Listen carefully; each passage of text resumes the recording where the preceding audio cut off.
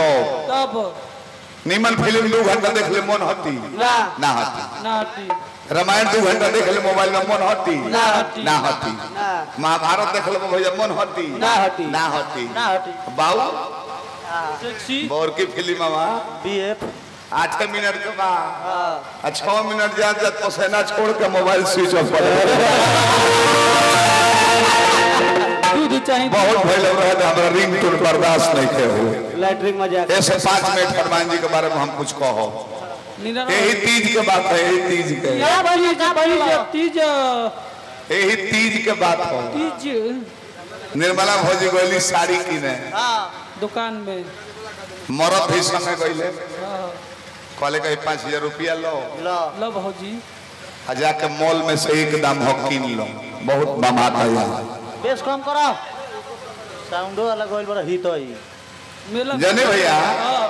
मरद मॉल के गेट पर गाड़ी लगा दे मॉल के जा निर्मला जाओ निर्मला 5000 रुपया लो एक दाम हो 5000 के साड़ी लेके आओ जा चलाक मर्द कपड़ा के दुकान में मेहरारू संग ना जाई जाके किन लो पूछी का है गोइल बड़ा 5000 में और खड़ा बड़े मोगी कहते के साड़ी निकालो तले तो ठीक बा साया ब्लाउज निकालो तले तो ठीक बा और 5 गो मर्द खड़ा बड़ा मेहरारू मर्दे के सामने कहते के सुनते दुकानदार भैया सुनता नी 150 नंबर पछिया निकालता एगो 150 लाजे भाग जेबो 150 नंबर चकरकी पट्टी के हम तावरी ले जवा देले ना चनिया वा हां तू तो कहले हमरा के पॉइंट ज्यादा भेज गइल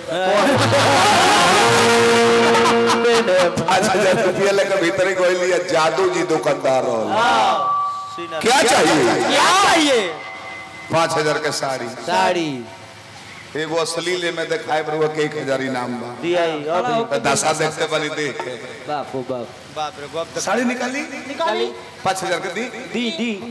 बनारसी लाल रंग के निकाल ली रो तो गाई ले लूं नचबो करी ने 5000 ली बाकी रुक जाई एकदम बनू साड़ी में कट पीस ना चाहिए तो यादव जी दुकानदार को लेके देखी साड़ी में एको को छेद दिखा दे साड़ी फिरी 5 मिनट ले निर्मला भौजी बत्ती अवली ओने से तरी 2 गो साड़ी ले मरद से कतरी सुनी ना 5-5 के 2 गो साड़ी अरे 5000 दे ले 10000 के साड़ी सुनी ना पैसो ले ली ना गदी अपन पैसो लौटा दे आ 2 गो साड़ी हो कैसे निर्मला भाभी कहत रहे सुनी ना जादव जी रहले है दुकानदार कोनी है कि साड़ी में कट पीस ना चाहिए तो कहले है कि एको छेद दिखा देबू तो साड़ी फ्री एगो कहले हम 2 गो छेद दिखा देबू ये नचनी अरे कहां देखइलू हो कहां दुकानिया में आचर में छेद ना रहलो ना बीच सरिया में एगो मूस गोले काट देल रहलो एगो ट्रांसपोर्ट में तना के फैल गेल अश्लील दिखाए भौजाई श्री भौजी अश्लील मूस काट देल ना अश्लील बतावे ना कहां बा ने क्या बने तो अश्लील होता बतावे को बाकी कौन बात हमें में अश्लील बोल ले बने ना तो छेद देखोई हो ना तो साड़ी के छेद दिखाओ मैं कहां अश्लील ना छेद दिखावे को देखी गनई बनावे के बुद्धि होला रोवे नहीं और चुपचाप गा के बैठ जेती हम हूं हां एगो लोग रोवा बेरी ना रहे हमरे बेरी आधा लोग चल जाए गनई जमावे का प्रयास करी प्रसंग भी 5 मिनट गाई अच्छा से लेकिन में रस लौकी क्या कि हो काई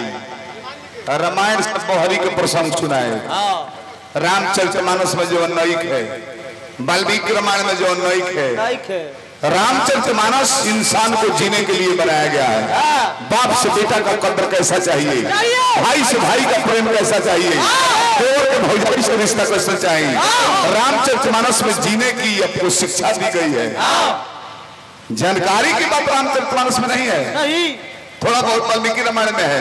उसके लिए बहुत रामायण पढ़ना होगा। रामायण सतकोटि अपारा,